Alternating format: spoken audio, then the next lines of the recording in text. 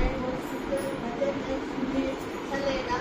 सावन special भजन में सुनिए, अच्छा लगेगा। लाइक करिए, शेयर करिए, सब्सक्राइब करिए। आप लोग भी सब्सक्राइब कर रहिए और कोई है तो सब्सक्राइब कर देते हैं। सब्सक्राइब करके प्लीज ऐसा मत करिए, करिए तो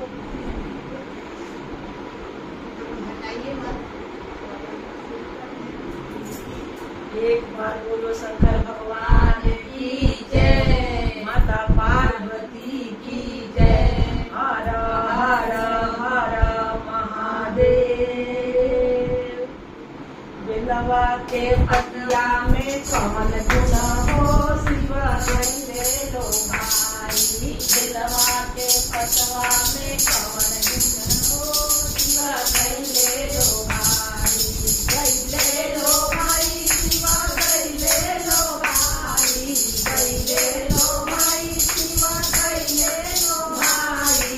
बेलवा के पतवा में कमल गुण हो, शिव गईले लो भाई। बेलवा के पतवा में कमल गुण हो, शिव गईले लो कोठाया मारी तुके मन ही ना भावे।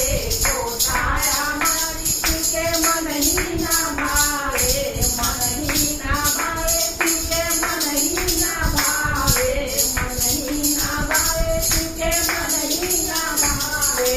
तुतरी मरैया में कवन गुण हो, शिव गईले लो भाई। तुतरी मरैया में कवन गुण हो, शिव गईले लो भाई। बेलवा के पतिया में कवन गुण हो, शिव गईले लो भाई। बेलवा के पतवा में कवन गुण हो, शिव गईले लो हाथी से घोड़ा तुके मन ही ना भावे। हाथी से घोड़ा तुके मन ही ना भावे। मन ही ना भावे तुके मन ही ना भावे। बसहा बैलवा में कवन गुण हो, शिव गईले लो भाई। बसहा बैलवा में कवन गुण हो, शिव गईले लो भाई। बेलवा के पतवा में कवन गुण हो, शिव गईले लो भाई। बेलवा के पतवा में कवन गुण हो, शिव गईले लो भाई। जाला दो तारा तुके मन ही